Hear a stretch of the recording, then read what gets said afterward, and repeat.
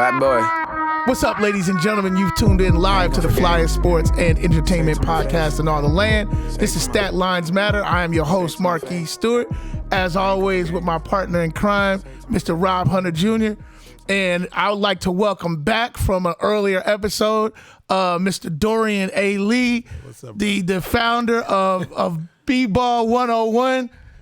Out here getting it done, training elite athletes here in Atlanta and developing their games in the world of basketball, on both the women's side and the men's side. So welcome back, Dorian. Appreciate you coming back. It went so well, we're gonna have you back for another one. So this time we're gonna actually have because our conversation in the NBA went so well. I wanted to get into, because we're at that point where we're talking about the greatest teams of all time and, you know, who's the best and the GOAT and all that. And me and Rob always have our GOAT debate. We're going to step away from that for a minute and talk about greatest single season NBA teams, which sometimes gets as heated as the GOAT discussion, because there's been some great ones. No, it does, man. That's a tough one too. Yeah, and so in preparation for the show, it took me in a lot of directions. I know for me, I probably remixed it a little bit and went with my favorite teams as opposed to the greatest teams, because I think there's a subjectivity to greatest. So then it was like, well, who did you enjoy watching? And then can you make an argument for them? So let's start off we'll go to you first, our esteemed guest, and talk. So we each picked 5, and I'm sure we have some that are common. So if it's common, we'll raise our hand. But give us one off your list of greatest top 5 single season NBA teams. You want me to give you one? Give us one. We'll start with one, then we'll go to Robin. So we'll go with the 95-96 Bulls, the 72 and team. Okay, we'll get them out the way. That's like play the big joker. Yeah. You got to lead with your big joker. Yeah. Now, and the one thing that I want to, because we got to always set some type of barometer, right? Some kind of criteria. Metrics. So for me, you can't be included in the best teams if you could not arguably shift and play in any era based on any rule change.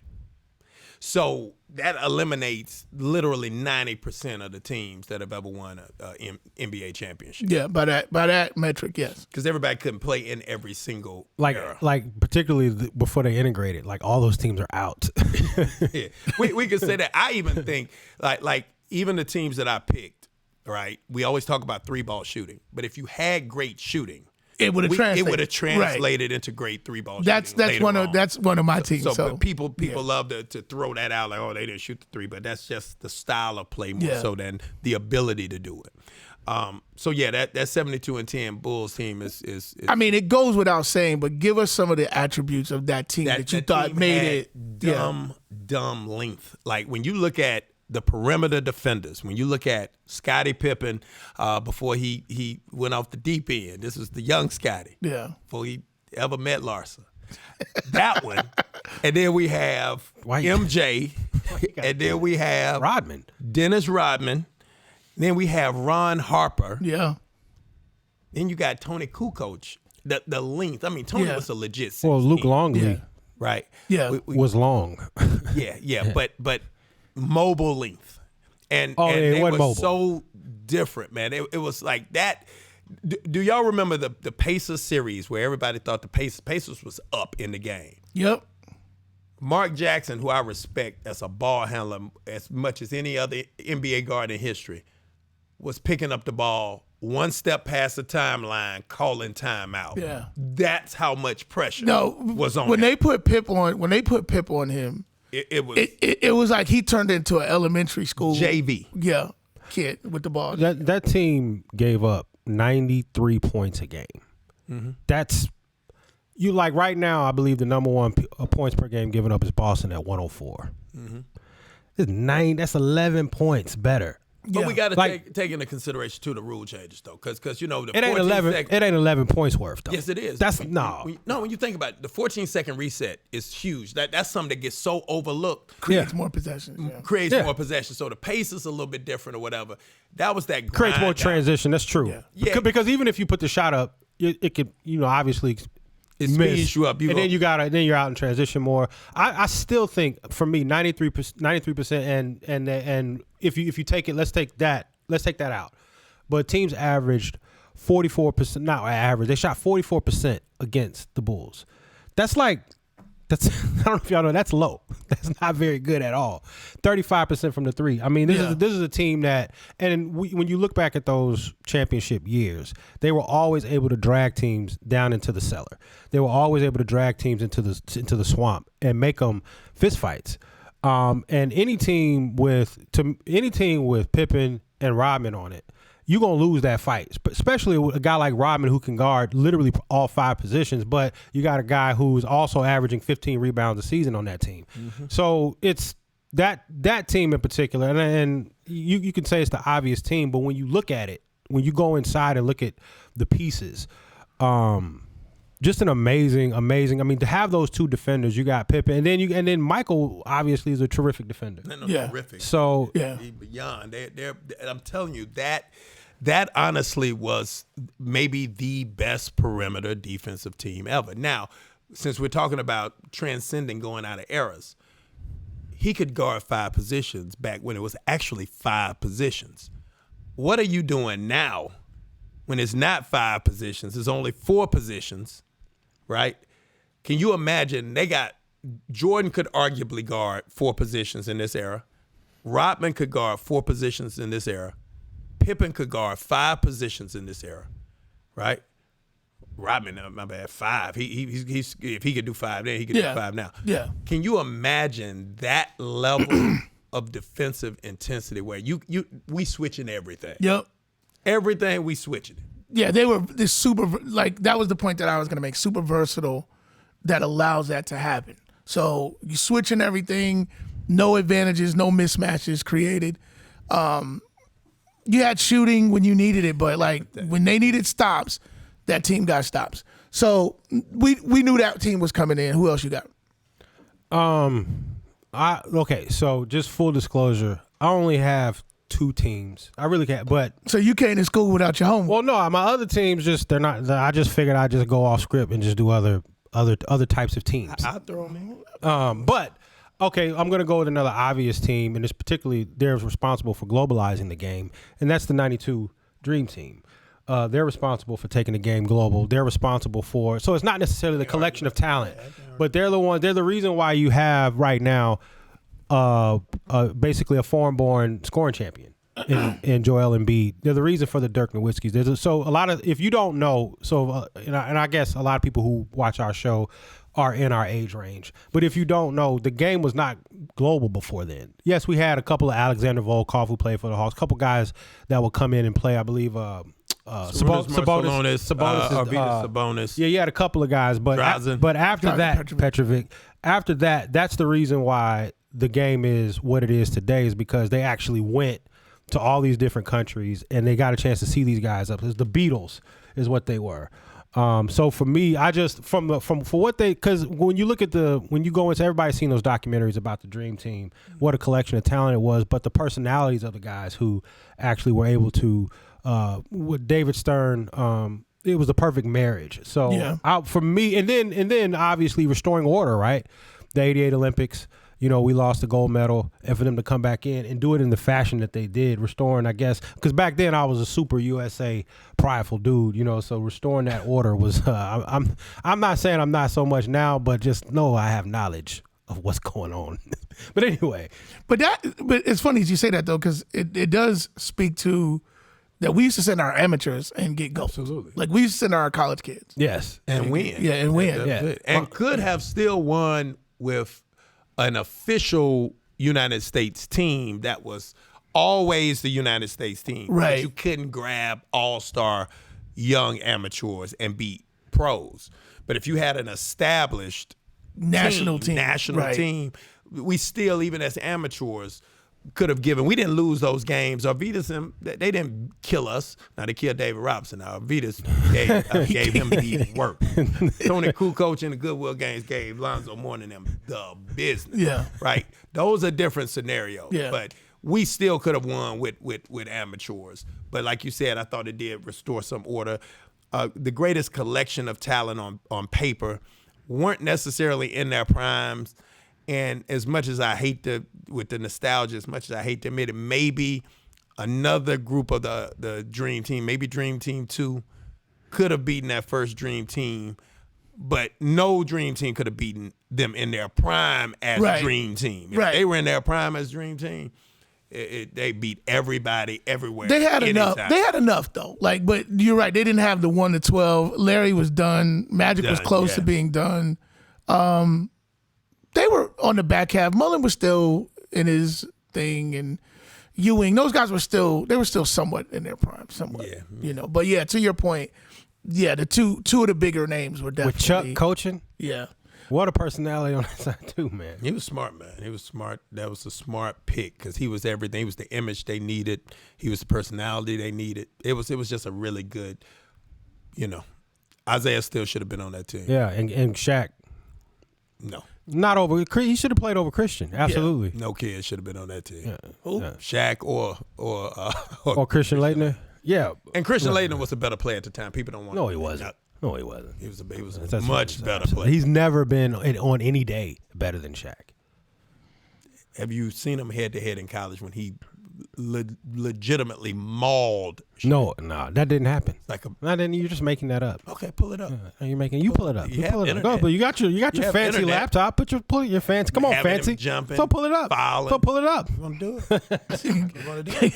You don't want to do it. I'm gonna switch it up. I'm gonna go. I know how you're gonna respond to this. I have the 91-92 Bulls on my team. All right. I had the 90-91, but I want you to tell me the 91. I'm going to tell you why I like the 91-92 Bulls. On that team, you had 4 players that shot over 50% on that team. Efficient team. We started off 0-2 and then won 36 of the next 39 games. Wow. One of the guys that always gets lost when we talk about great Bulls teams, Horace Grant. Horace Grant, 14-10 through that whole season. He kind of gave you all the things that Dennis gave you, but with a little bit more versatile offensive game. Oh, yeah, sure. He had a decent jump shot. Shot 58% from the floor that year, which I thought was very good. You thought? Yeah. I mean, particularly because it wasn't all like, it was some jumpers. Yeah. It was like, it wasn't all putbacks. 58. Scotty was 21-7-7, and that was Jordan's 3rd MVP year.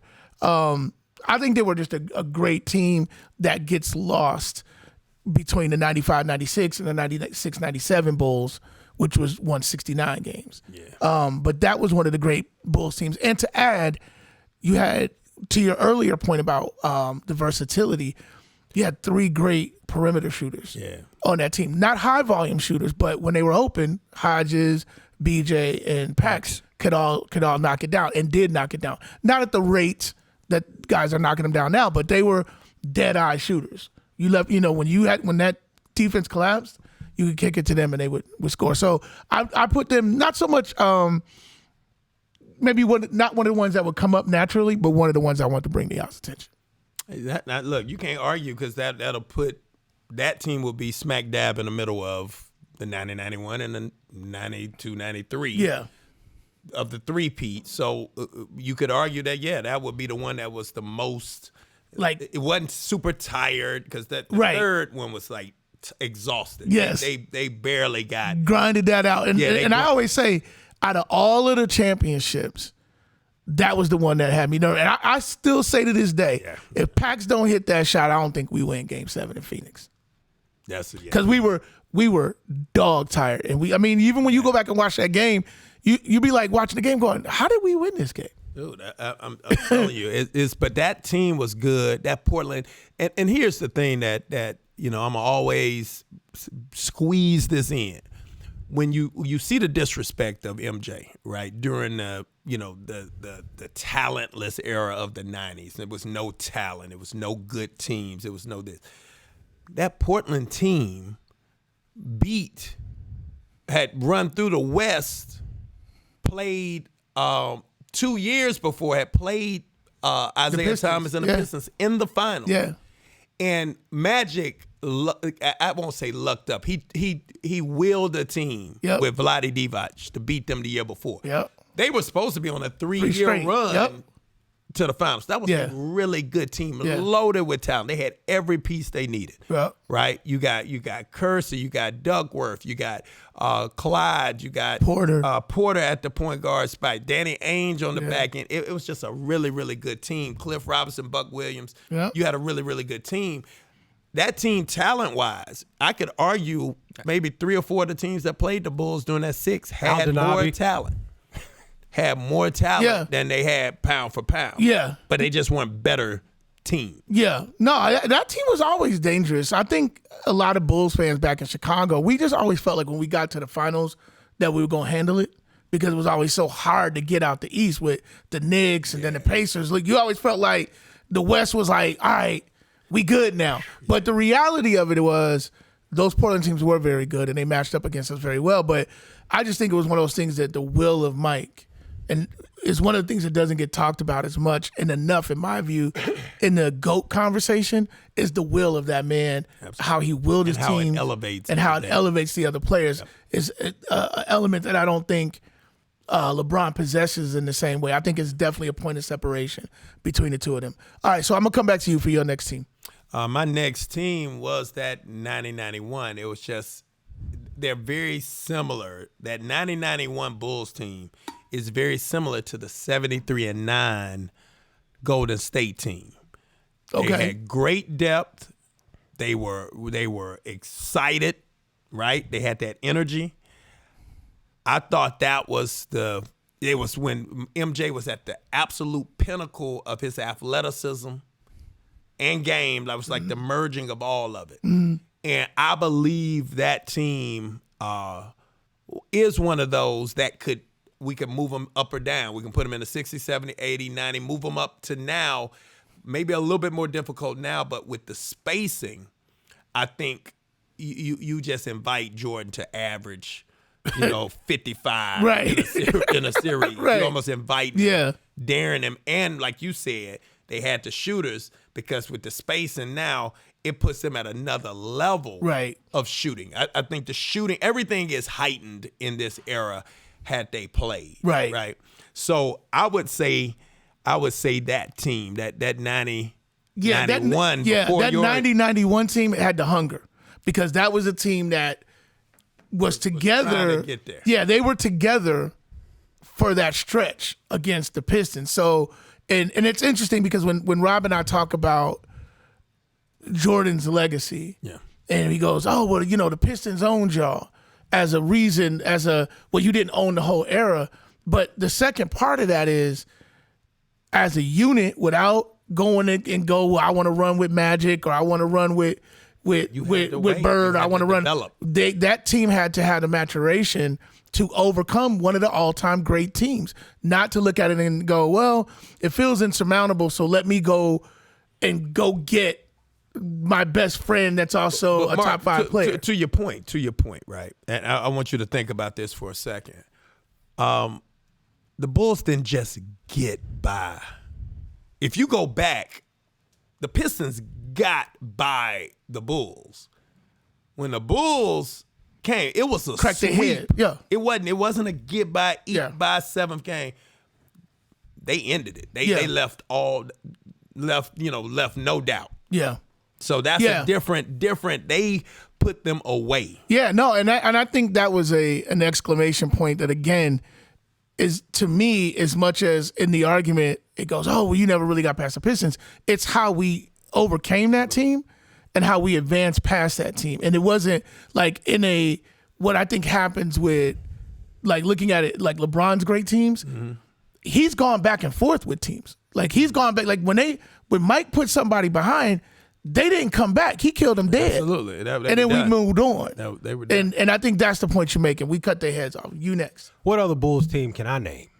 Go ahead. I mean, you can do Jerry Sloan. Yeah. And Chet Walker. Yeah. Norm Van Lier. Yeah, man. I wanna name a Bulls team too, so we can all be all this all. Yeah, or you got a Hawk team in there? Well, I thought about that. You know, it was funny when we were doing the breakdown, and I know I'm going off script here a little bit.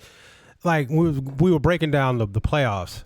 I remember when the playoffs started, when we had Dominique and Doc Rivers, and I just thought that we had a chance to win the whole thing, and we never did. We never did. But at 9 years old, 10 years old, you don't know that. You just It's all optimism. yeah, so I was like, we're gonna beat the Celtics. No, you're not. You're not. You're not.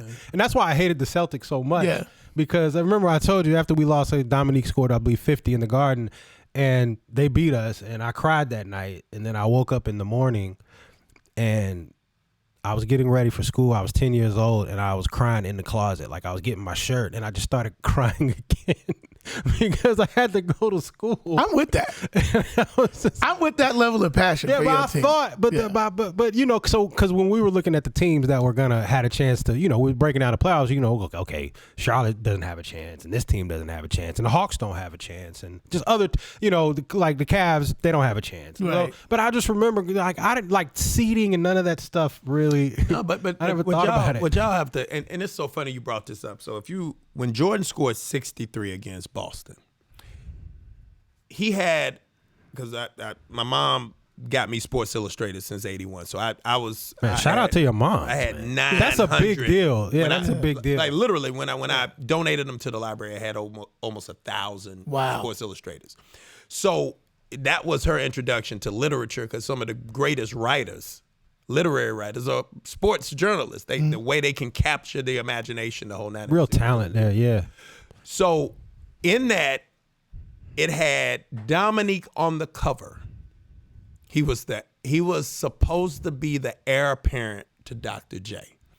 And inside of his article was a little piece of Michael Jordan's 49-point performance the day, the The first game one, before, which right. was the 63, Yeah. pales in comparison to what he did that game. That game was incredible. Then the 63-point game, and the first line was, if Dominique Wilkins is the human highlight film, we might be looking at the full-length feature. And this is before he ever ascended. So you got to think about, even the league was going against, and you said this goes back to MJ. Always The league was gearing towards, and it goes back to your point with Will. The league had other people already in place. Yes. And he jumped over those. Well, yeah. The Hawks never got their That's day, right. and they were constructed to Right. have their day. They were good, man. Yeah. They were good, but we didn't have. Man, they had was excited, the Pistons on the rope. When you see Isaiah with the scoop layup and he running around in a circle, Sure. that was against the Hawks. I know Yeah. that, and it hurts. Bro, I'm telling you, the Hawks were there. Yeah. All right, so I'm going off script here a little bit with my next team. Okay, so If you say the Harlem Globetrotters, I'm shutting no, it's everything not even down. He's about NBA. to It's say. not even NBA. It's not even NBA. I just Washington felt like Generals. no, it is. It's not NBA. Yeah. But it's an NBA I conversation. know, but I just was like, I just want to. I mean, because we're gonna be saying the same teams. So No, we're not. No, we're clearly You're not not. gonna get Yeah. one I got on here. well, okay. So my team is Tiger Woods and his dad, Earl Woods. Right. Because hey, he went off track, and when Earl died, everything went left. So I think that they made a great team, Tiger and Earl I'll Woods. raise you one. That's Kanye and his mama then. Yeah. Oh, that's a great team too. But I was just thinking So sports which team. one the better? Which one the best one? Suge Knight and Dre. No, I'm gonna say Tiger and Earl just because they ain't never did. They, you know, Ike they and never did. Tina, you telling me Yeah. Ike and Tina I was a wasn't the sports better team. team? No, because there have been other, you know, husband and wife teams, but ain't nobody ever did what Tiger and Earl did. Beavis and But Butthead did. but Earl didn't hit no. Yeah, but he had Tiger with the. But if you're gonna go off of that, I mean, and I can't believe you drugged me into this nonsense. you know, I'm gonna take you down. Richard Williams and his daughters. I got that on here. Yeah, but okay, that was more than That's one of my So that's teams. two. Yeah, but you ain't let. That's my team. Well, they're both out in the open. All right, let's move on. Back to I'm you. gonna say 82-83 Philly team. Woo. That really the Yeah. depth, the shooting. I have a question for you about that. How come they weren't able to stack it? The rumor is that Moses was a cancer in the locker room. Really? They lost in the first round to New Jersey the following year. Yeah, because I was thinking. No way they should have. Yeah, because they I should've beat lost. a really good Laker team. Hey, Right. And speaking about Moses, No, not just beat them. That's another one. Yeah. And Swept. Yeah. me not knowing when we got Moses Malone, the Hawks. I thought we was going to the champ. I didn't know that he was old. I didn't know. Yeah, it was Moses. It was really Moses. See, let me tell you, and let me. This is something Rest in that you peace. could Rest in peace, argue Moses. about. He'll never get it. He'll never even be mentioned. He's straight out of high He's school. a Straight out of high school. Petersburg, Virginia. Argument candidate. Yeah. Offensive rebounding, Yup. magician, 3 or 4 time MVP. Dude was that Yeah. good, man. And when he got to Philly, because Philly just didn't have enough. But when Moses got there from Houston, that's all 4-4-4. That was his prediction. It was 4-4-4. Yeah, that's how he said it too. You We too going young, man. 4-4-4. My bad. He too young. He low. I don't know what. Yeah, I don't yeah, know. yeah. He low. No, that was the They thing. went Jay-Z's 12-1. They went 12-1. Yeah. that The playoff. playoffs. The playoffs. He was Yeah, like 4-4-4. That's it. And they almost went 4-4-4. Yeah. Only lost to New Jersey, which is the team that ended up beating them the following next year. year. They just Andrew matched Toney up. Was a special. bucket, man. Right. Oh, I loved watching What did they him call play. him? Tell the world. What did they call? What did they call? Boston Strangler. Yeah. Oh man, he was so. We talk about these guys. We see DeRozan and Book with the mid-range game, but like that was so normal back then. And like Andrew Toney, I mean, because Him and Mo, man. like, and people, obviously Dr. J got the highlights, but that team had a lot About it. to Mark it. Ivoroni. Yeah. You had Bobby Jones, coming off Caldwell of the Jones. Oh, is Maurice Hall of Cheeks on Fame. that team? Yeah, Mo Cheeks was a point killing guard. it, man. Yeah. I mean, they were really, really. Yeah. That team had So everything, it and that's sounds a like they had the youth multi-era. to keep it going too. It was because And then Barkley was coming. If they really Barkley if they was could have a kept year it, later, yeah. if they had kept it rolling, man. Yeah. That's really interesting that they were kind of one and done. They were kind of like the 85 Bears. Oh, But man. they really weren't though. 'Cause Yeah. remember they had. They didn't do the 81, but they were 80 when Magic had the big Hook shot. rookie. Yeah, rookie Yeah, 80, performance. yeah. That was Philly. Yeah. Then they missed that next year because Boston went, Right. and then they came back. So they were kind of Yeah, they were up there. Yeah, they were up there, but they just only got the couldn't one get- ring. Yeah. they couldn't get Philly has They just had the a hard luck spectrum. playoff. Yeah. Life. Yeah. if you will. That was huge back then. Because to man. That only was capture huge. one with that kind of talent is just kind of like you were saying with your 85 Bears is really, really unfortunate. Yeah, when you look back and you be Because like, when you have Dr. J, Yeah. you got Doctor was getting. Well, you got He was a little three, bit- oh, yeah, he was a three little bit Hall of older. Famers, right? Yeah. You got Maurice Cheeks, who shouldn't be in there. You got Dr. J, and you And got Andrew Moses. Toney is better than, like, honestly, offensively, Andrew Toney was better than Doc and that's why I brought him up. He was the offense. He was the offense. He was the was go-to. that He was nice. the bucket getter. Andrew Toney was Yeah. that. And the crazy thing, why he retired, he had to end his career on bone spurs, stuff that now you would have a surgery. have- He'll Oh, be that's back what Donald playing. Trump had. Yeah. He'll be Bone back spurs. playing the next year, man. He had the same thing the president had. Since you're in the world of absurdity, I'm gonna go. Yeah, you go. I'm gonna say the 86-87 Showtime Lakers. We're going to have Yes. the same teams. No, we're not. Yo.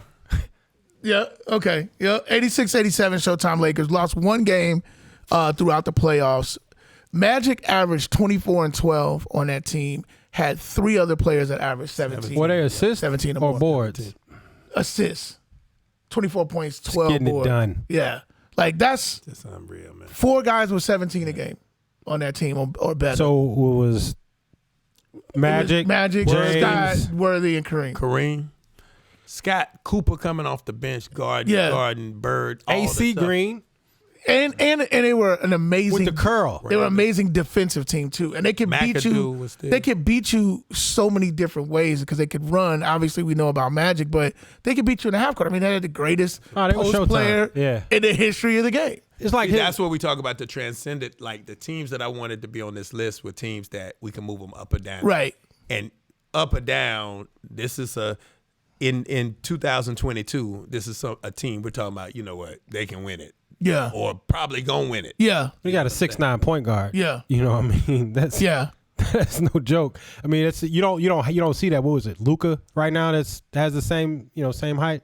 It might be a little bit. I mean, you don't see point guards, particularly that size, be able to handle it. Well, okay, it's Luka and LaMelo right now, right? Yeah. LaMelo's 6'8", 6'7", 6'8". Yeah. I mean, guys that can dribble the basketball, distribute, and score. Yeah.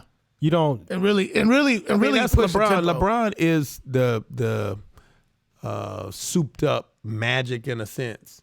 Just doesn't have the true point guard acumen that he that Magic possessed. But I think he could if he wanted to play that way. Yeah, most similar. That's why the comparisons Jordan and LeBron aren't great. right.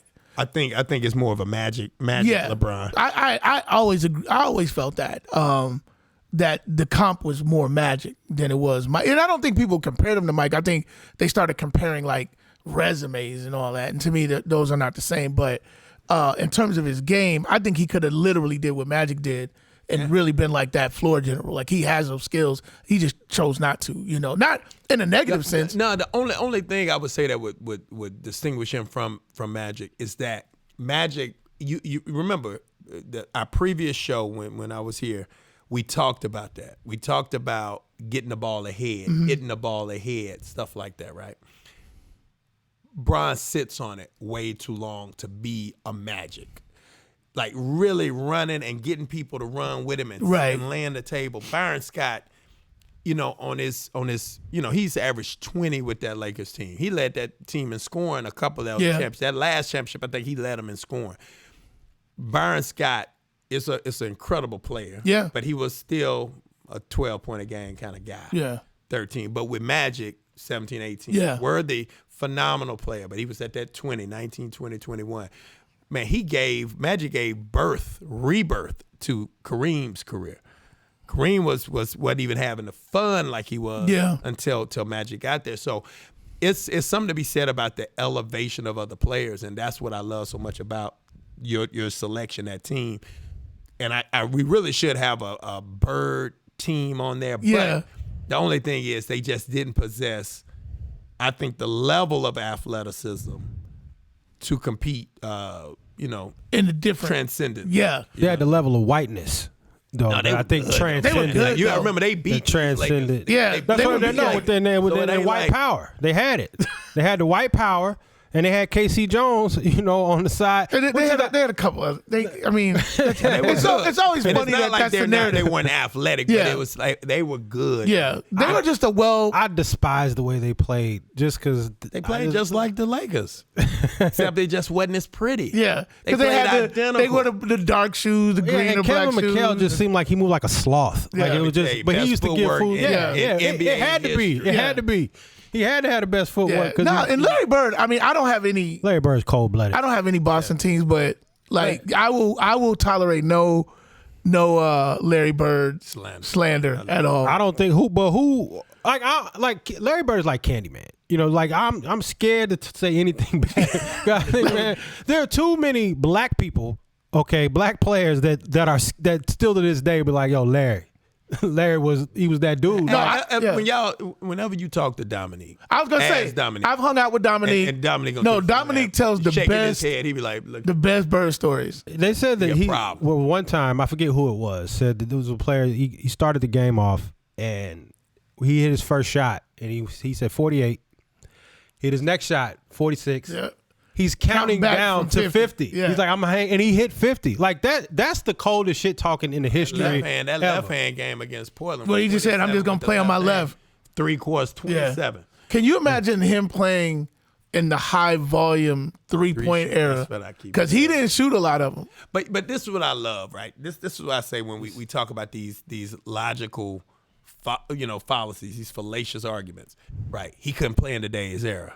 Oh, but Luka Larry can. Bird. Right. Larry Bird. But Luka can play. Right. He too slow. He couldn't guard nobody. But Luka can play in. Right. No. Larry Bird could play in any Come on, man. era, and he give you that work. Let me ask you. Okay, let's get this right. A 6'9" who can handle, dribble, shoot, pass. He can do everything except for can't really play in defend. his era. Right. Like it's oxymoronic. And fought black people. Physically. Well, yeah, I mean, it was like he wasn't intimidated by anybody. You know why Doc got mad? Man. Doc, it was 38-6. He had 38. Doc had 6. Yeah. Hey, like Larry Bird was the original 8 Mile. He's the original. Yeah. He's the original. But if you know his story, and one thing I love, if you know the history. First of all, his dad committed suicide. That was a huge turning point. Really? I didn't even know that. He also he played basketball with the black hotel workers. He did. And they used to have him out there, and they accepted him in. That's why he loved black folks so much. Because he wasn't old enough at the time. He was little, and they still let him play. They let him play. He said it changed his life. He went out there with like he said, with the real ballers. So I wish I could pull. They probably scrubbed it clean, but there was an old BET interview where he said it like, if you put a white player on me, I felt it was disrespect. You better put your best black player. Yeah. Now, if he says it, it'll be, it'll be something wrong with him. But ain't nobody have a problem with him saying it because he really was about that life. Yeah. He was. Nah, he could listen, that's why I said I will accept no, because I came from that era. We came from that era of watching Bird on a night-to-night basis. And I then hate those that finals. I didn't appreciate him then, Mark, though. Exactly. I was too dumb in basketball. Right. To really appreciate how good. If you could extract athleticism, he is the greatest basketball player to ever play. But you can't extract the athleticism. Right. So Jordan. So it makes it that much more amazing that he was able to do what he was able to do, because he had like an 8-inch vert. 28. But here's the thing, though, man. It's not even. He was I hate when people say that athlete. He wasn't a bad athlete. Right. Had quickness, hand speed, coordination. See, again, we keep talking straight line. Everybody thinks run and jump. But one of the things, and no offense to any Africans out there, the Kimbe, anybody, I'm sorry if y'all take offense to it. We love Africans. But it's many Africans, players that I've trained throughout the years, that you can throw them the ball. If they can catch it, they'll dunk it. If they don't travel. So athleticism is not just straight line running jump. It's coordination. When the ball comes and they hit them in the face a few times and they finally get it and dunk, okay, great. That's because they used to play soccer. They like soccer. And I think part of that too is a lot of the African players are late starters. Yeah. They come to the game later in life. Yeah. And so, like you look But at they even have like athleticism. Yeah, but you look at Giannis, obviously he was gifted, came to the game. We're seeing him flourish in front of our eyes. Like he's developed the game He's in up the a league. mid-range. Yeah. So who else you got on your so the Monstars? No, I have I got the money team. He got that. Floyd, Who else is on the team? Roger, and Floyd Sr. Is that the money team? That's the money team, yeah, man. That's pretty good. That's a great team, man. What about Webster and Dick and Alex Karras? Alex Karras, yeah. They didn't win What nothing. about them? They won every Friday night Floyd on won our NBC. hearts. Floyd Mayweather is the greatest boxer to ever live. What about Roger and Floyd Sr.? They invented that they shoulder had roll and they that had boxing the- style and that mitt work. Did Roger die? Roger is gone. Oh man. Yeah, Roger's gone. Recently, that was About 5 years ago. Yeah. No, I thought it was About 5 years ago, that's something. Yeah. But I mean, and also some of the greatest personalities Yeah. that They are. sports has ever seen. They are. They a movie for real. I love this, man. I love this podcast. This man, it takes us. No, this is our real conversation. Yeah. It takes you. I respect Floyd Mayweather more than any athlete in history. Elaborate. All right. Floyd Mayweather is the one athlete. See. Let me. All right. I'll talk about my flaws. Right.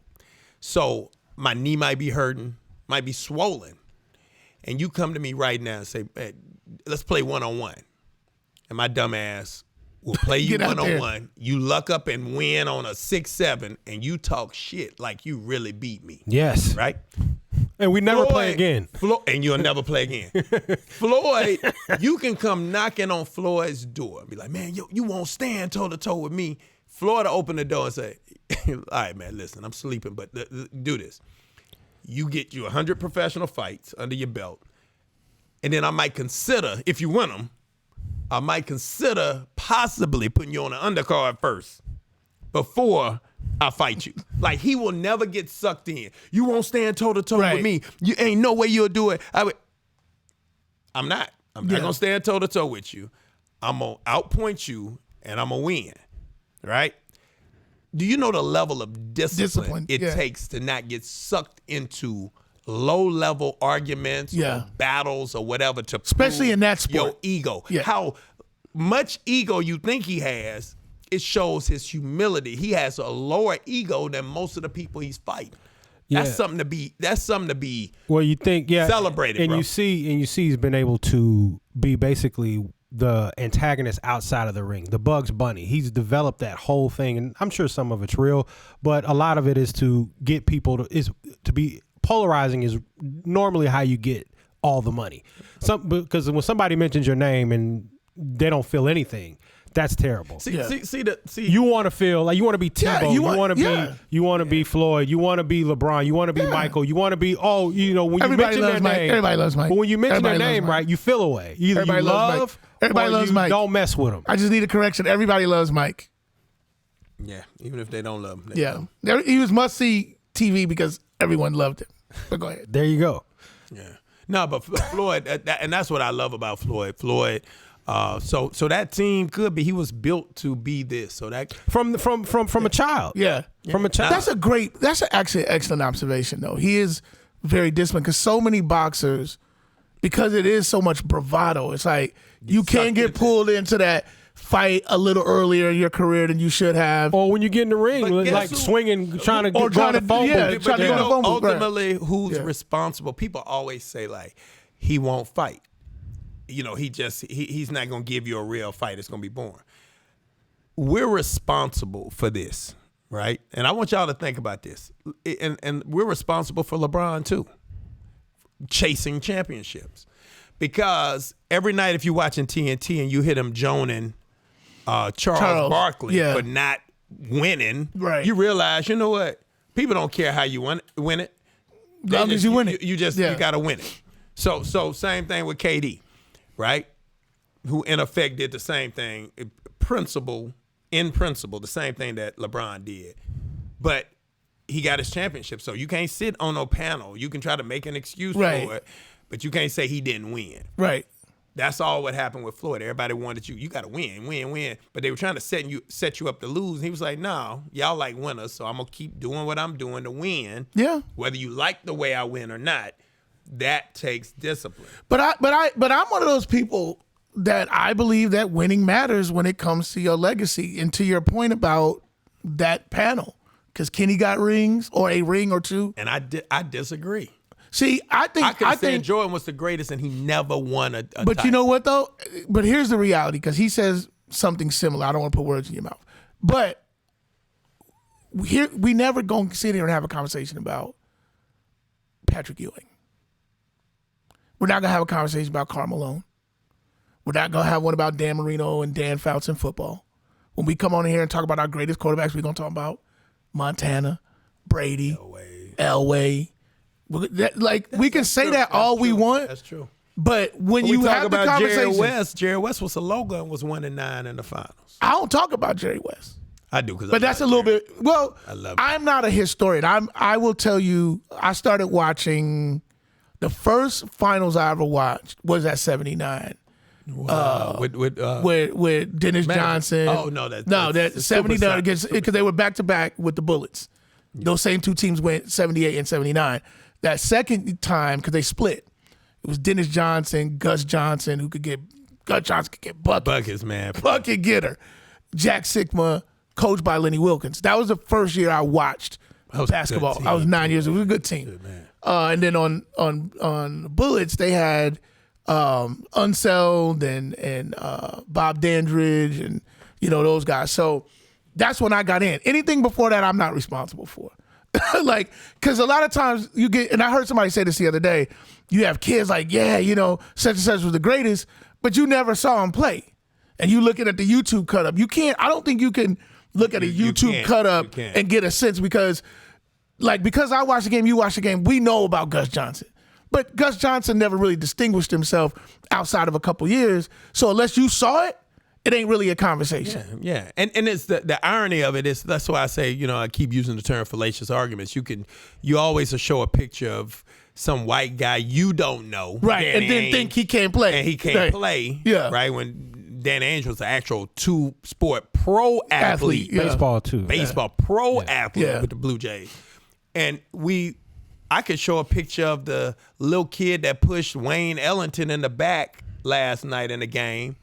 And you could look at him next to LeBron and be Right. like, who is Who's that? LeBron Yeah. playing against? Yeah. Or J.J. Barrera underneath LeBron. Like, look, we create all of these things off of look. Look Yeah. at this. Look at this post. But people man. say that about Stockton, Stockton. and he got the most steals and assists in the game. No, I want you to pull up, and I'm gonna do a video on this. Yeah. How he's yanking it, blowing by Penny, blowing by MJ, blowing by every athletic guard you want to think. Greg Anthony, he just eating them up, getting in the lane, making plays. Stockton was legit. Yeah. But we want to act like, you know, he was just he was a top 50 scorer, like, and a number 1 in assists and steals. Come on, man. And then you have people be like, he was playing against the Plumbers. Yeah, Plumbers. Yeah, That's okay. the famous lines, playing against Plumbers. I don't like John Stockton. You don't have to like him to respect his game. I don't like Karl Malone, but the bottom line is, I don't mess with. and I don't Karl mean don't either. like Karl Malone because I just didn't like his game. Yeah. And it was like Bird. It took me years to respect. To him, understand, man. He got buckets. Tell John Stockton to put on a mask. See you taking it to something else. Well, let's get one last team in here before we close this out. I know there's one team that you want to speak about. Let's give our One that distinguished guest. One that didn't win a championship. 73-19. Yeah. Was one of the most complete teams. That 73-9 Golden State Warriors team. That was before they got Durant. Before they got Durant and before, Adam Silver handed on the platter the Draymond suspension that helped Cleveland. You better come back speak about from the 3-1 You better deficit. speak about it. And before I don't Bogut- talk about that, but you Bogut can got talk hurt. about it. But it is what it is. Yeah. Man. The history said that once they went back for that closeout game, had they been full stream, history says that they win that. Period. Since we're looking at history, you remember you were saying like the little points, don't use it when it benefits you. Yeah. Remember you said history. When we had the other show about defensive ratio rating and all this history. History says they don't win that game 5. Right. But they beat that one that they won was what Draymond played. So what are you talking about? They weren't undefeated when they played. No, but you're missing. You're missing. No, you're missing a they bigger beat point. that one. Draymond played. So No, hold up. They did. He didn't play game 5. yes, I understand So that. do But you- they had the one you Draymond do played. So understand- they should have swept him then when they had him. What are you talking about? That one, It was gonna be 4-1. the 3-1, the one that they had, Draymond Yeah. played that game. They lost that game when Draymond was on. But it wasn't at home. Oh. No. But it wasn't at home. Well, it was after 7. Let's It talk was about before 7. Why don't you It's ask like, the historical I ain't perspective? gotta ask The that. historical We got it. is When he played, they lost. no team with a closeout game. Oh my gosh! At home, all the game metrics 5, and the recontexting. lost. In The one NBA that they history, had with the except 3-1. for this one. The one that they had, Draymond So let me ask you, played. would you consider? So they had already beat could you them consider, that series with would you Draymond. consider Draymond a integral And that's part why of the that 73-9 team. I just asked you that question. They Do- won't do be you mentioned. think And he played in Draymond- the game 7 and they Do you lost. think Draymond? What are you talking about? Do you think Draymond was an important piece to that team? I think he was the most important piece. All right. So we're not gonna talk about because he never heard of momentum in Oh sports. my gosh! Momentum doesn't change. They was in Momentum it. doesn't change. And they was in the bubble, but it wasn't in his. No, but he liked the bubble. They didn't like the bubble, so that's why. But when you're dealing with injuries and a lot of other stuff, you got to get out of that series as quickly as possible. And I think Game 5 would have been out. They wouldn't have had to worry about I played Game 7 and Steph was still hobbled and hurt that series. Yeah. Bogut was out the last two games. The suspension, when somebody teabags you push them off and you get suspended because you kicked Steven Adams a month prior. Look, man. Both of them should have been suspended, or it should have just been a double tech, and they play on. Don't suspend somebody in the middle of a series. I saw your video. What was? Let me ask you this. 73-9. That was a special. Let me ask you team. this, Dorian. What about that team Depth. really sticks out to you? Depth. They had a crazy bench. Leandro had Barbosa. depth. And I think this is the argument. So that was a great question, right? How come I asked only him? When your questions are good, man, but yours are about duets. We're talking about teams. You're talking about duets. All right. So with the teams, when you think about when KD announced that they announced that's where he was going, I was like, man, it's over. They will win the next 10 until I found out they got rid of half the team in order to. Yeah. And people keep talking about he joined a 73-9 team. No, he joined half of a 73-9 team that had to figure out a way now to win. Yeah. Barbosa, Spates, Azili, all throughout that playoff. Livingston, yeah. Iguodala, all were instrumental, right? Iguodala stayed, Livingston stayed. But Spates was big. Do you remember? He was big. Yeah. Barbosa was huge offensively, right? Harrison Barnes didn't have a bad year or series. That team, in my opinion, was even better than the following teams, even though they didn't have the same explosive firepower as the other. Yeah, that's a reasonable argument. I would argue the other side. I think when you can top and load your team with, Durant and, that collection, that Durant, Draymond, Clay, Steph.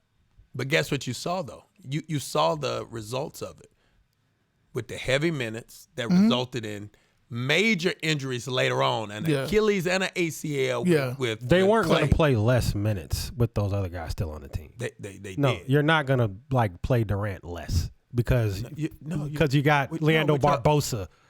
Like, we got to get Barbosa on for what you do. It does give them. You're not going to play them 45 minutes, and the data will as many minutes as you want as he wants. Out. Well, I think you're not going to play. He's going to play his normal. He's going to play his normal work. I don't have the real minute allocation in front of me, but I think it's better to have a bench than not have a bench. Heavy minutes for 3 straight years. That bench ain't going to matter, and we know in the playoffs they start to break down. The rotations tighten down in the playoffs anyway. And even but it didn't tighten down in the playoffs. They ran the entire bench. They had Bogut was huge. Bogut was not huge. He started and played like 11 minutes or 12 minutes. And they subbed him out. Bro, what are you talking about? Why don't you pull it up and stop just going off your dome? He was huge, man. Interior.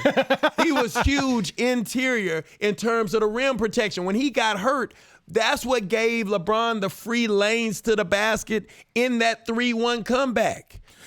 All right. He was huge. Screen setting. All of that stuff is huge. That's not it. We just I'll say this, too. And this kind of goes back to my Nash discussion and to our Steve Kerr discussion. When you have these pieces, knowing how to utilize them, you could be right about Bogut played 12 minutes, but he was there with a clear, defined role of something that the team benefited from. That's what I don't see with Nash. You got this deep team, all the way down to Aldridge and what's the light-skinned boy, the dunker? He don't play that much anymore. But on which team? On Nets. Oh, was it Claxton? No. Like, he used to be on the Clippers. He was on the Lob City. Oh, not Brian. Blake Griffin. Blake Griffin. You got Blake Griffin on the bench. Well, you said dunker. That took me out because he ain't been. Yeah, he hasn't been that in a while. But you got this team that with a better coach that kind of knows, okay, use him. Even if it's 12 minutes, it's all for the composition of winning. Man. Like Phil used to with the units that he needs to have the 12. Well, because you remember what Phil used to do with Longley, and he used to do it with Cartwright. They run the first 4 trips, run it through, get you a bucket, get in the game, score, get you, and like Luke would get 8 straight points. Then we wouldn't run shit through him. Yeah, he might the rest end of the up game. with 8. But we knew, okay, in order for him to rim protect, you got to feed him a little bit early in the game. With that, like, just it's those pieces. And so it's also win too. Like I think we have this misconception. It's like points. We love stats, but stats in moments are more important than stats in general. Right. So we don't always talk about the stats in moments. Yeah. When this happened. Yeah, he had 45, but the last quarter he was 1 for 12. Those are the things. So even like you said, those players, it's the moments. Whether it was to stop a run or whatever, those are important moments. And they don't really show up in the box scores and stuff. So I'm not necessarily refuting your comment about the usage because I did. No, I'm not. You took 6 minutes to do it. No, I'm not refuting your comment about whether Bogut played 11 or 12 minutes. But you're saying he was a pivotal part. I'm not saying it was a pivotal part. I'm saying when a coach can coach, they know, and they got players in their roles that they understand. How they're used may not show up to impress you from the perspective of your fantasy lineup that night. Yeah. But And in from a terms of stat. winning a championship, And then also in he terms might matter. of we know we got him. Yeah. That's the teammates. We know we got And KD he's here. engaged. And that you keeping 8, 9, and 10 engaged in the game. It's not just and we've had this discussion before. Like, you can look at a player and go, oh, he gets 17 points and he only plays 24 minutes. That does not necessarily mean you're a better team if you give him 35 minutes Absolutely. and he gets 22 points. Yes, for your fantasy team, he might get 5 more meaningful points, but that might not lead to victories. See, That's all I'm saying. He wasn't sleeping class, Rob. That's all I'm saying. Y'all win. Well, no, I think Y'all it's just an opinion. I don't think it's a. I don't think it's a. Hey. This was about just engaging, but I think it goes to it goes to the issue about what coaching, and it's actually why I don't like Nash, because he doesn't have the ability to utilize his pieces in a way that helps the Nets win. Because that's a big piece, man. All they got right now is, if you're a Nets fan like me and you are, we're just hoping that Durant and KD and Kyrie play their best ball for the next month and a half. Absolutely. Because if they don't, they're going to go home, because Nash ain't going to draw up a play or get it right enough for them to win a game that's close or whatever. Like, even like last year, like when KD had to, it was all on his back. Their coach couldn't coach them out of nothing. When his foot hit that line, he was trying to go home. He was trying to go home. And once you saw his face. Yeah, it was over. It was over. I ain't got another quarter to do this, and that was it. And when I see good coaching jobs, I told him this earlier in the year, I thought Tyronn Lue was doing an amazing job. He's a much better coach. That's facts. But you're right, because if he run up against if Nash run up against Willie Green, but no, on some real stuff, like guys that are over there, because there are some coaches in the league that are literally making a difference for their team for 2, 3, 4 games during the season. But that's a lot when, like, for just the coach, like for the coach to have an impact. Steve Nash impacts the game 3 or 4 games, but on the negative. He coached them in the losses.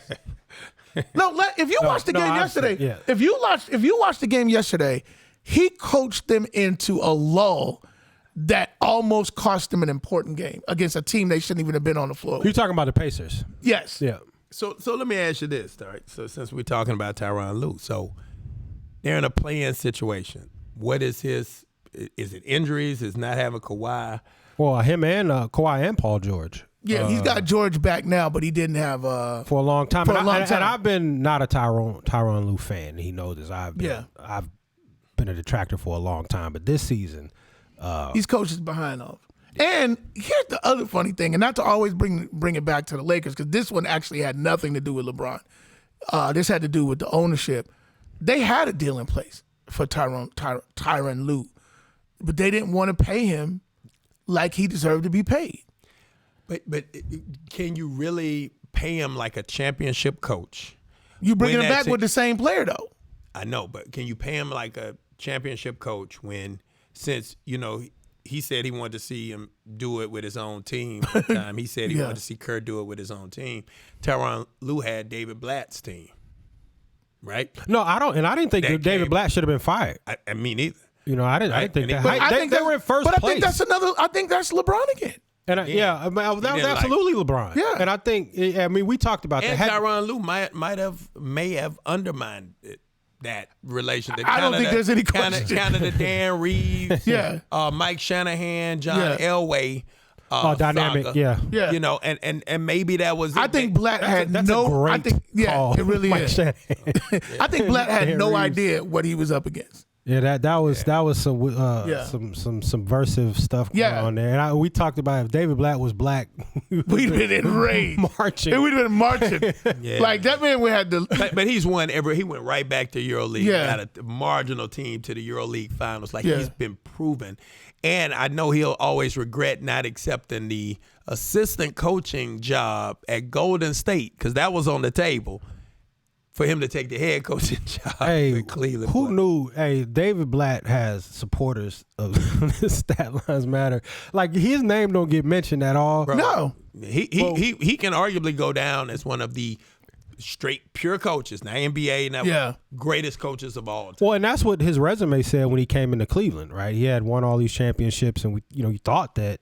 And he was doing, I thought, what he had come there to do. He was leading the East. First place. But then they were talking about, he nervous in the timeouts. He can't draw plays. Stuff. You don't know what, you don't know. Sometimes when you're trying to win over, you're coming in, first of all, a pressure cooker.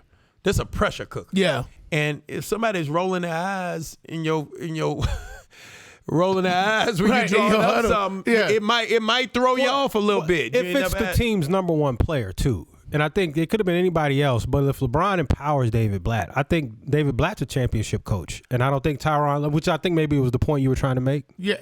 Yeah, no, I think that's true. And when I talked about... That's why he didn't get paid. But when I talked about Tyronn Lue, I always say his name wrong. I'm literally talking about the job he's done this year with the Clippers. I can't vouch for what kind of X and O guy he was, but I think to have that team, he's not bad. He's to have them at 41, and because I've watched a lot of Clipper games, and I'm watching him draw up stuff, because he don't have when PG was out and when Kawhi was out, you just got players. Reggie Jackson, you're not Luke Kennard, you're drawing up sets and they're working. Trey Mann. So that was sort of my point. Man. Yeah, you always look at coaches. Yeah, they ATO stuff. After timeouts, and you'll start to see who can really coach. Get something. Watch Nash in those situations.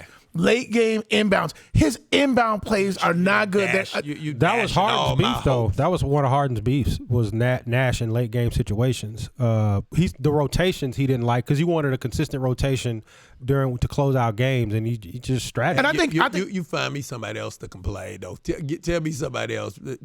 Harden don't get no. But that's why he left, though. Well, part of the reason why he left. Yeah, but I also think that rotation is also because obviously rotations change based on injuries. But it's like roles. Yep. What do y'all want me to do? Even when they got when they at the break, when they got Dragic and they got Seth, he was playing Dragic down the stretch and not Seth. And I'm like, you need shooting. Because when at the time Kyrie wasn't playing, so when they're collapsing on KD and he's drawing extra attention in late game situations. How much input do you think he's getting from KD and Kyrie on this? I don't think a lot. I don't know. I have no Maybe connection that's why to the game. Kyrie said they don't have a coach. They don't need a coach. No, he said we didn't need a coach. But see, I think when you look at KD's one of those guys that maybe different than LeBron. He's just, man, I'm just gonna ball, man. I ain't gonna get into all of the stuff I'm a ball and whatever happens, happens. And I think Kyrie's Kyrie. Sure. So it's like he's just like, oh man, I'm just playing ball, man. Just out here. They don't have a guy, and they probably do in guys like LaMarcus, but you can't be that guy not playing, playing the game, getting 20, and then sitting for 3 straight games. That's my issue with the Nets, and I'm going to be on a personal crusade to get some light on how bad of a coach Steve Nash is. And we depended on you, Dorian, for that. Yeah. So your contacts. Let's get that word out. Well, listen, I'm gonna take this opportunity to break right here. Dorian, give us your socials again for the B-Ball 101 EPD and Evolve Basketball app. Like I said before, the last time Dorian was here, if you're a player on the rise, you need to elevate your game. This is your man right here. He's done it for plenty of guys, men and women, playing at the professional level, college level, high school level. He will elevate your game. He's a game changer. You could just hear the knowledge that he has of the game and its history. So thank you again for coming to hang out. And we can do it so anytime, man. Anytime you want to come before the finals, whenever you want to come and do it again, we'd love to have you. Y'all got to have me back on if Brooklyn don't win it. Thanks.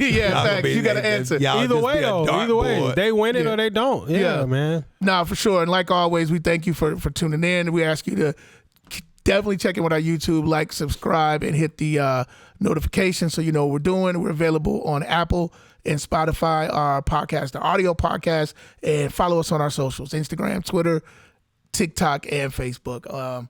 Like always, I'm your man, Mark Stewart. It's my partner, Rob Hunter, special guest, Dorian A. Lee, and this is Stat Lines Matter. Thank you. Bad boy. I for games. Say it to my face. Say it to my face. I ain't come for games. Say it to my face. Say it to my face.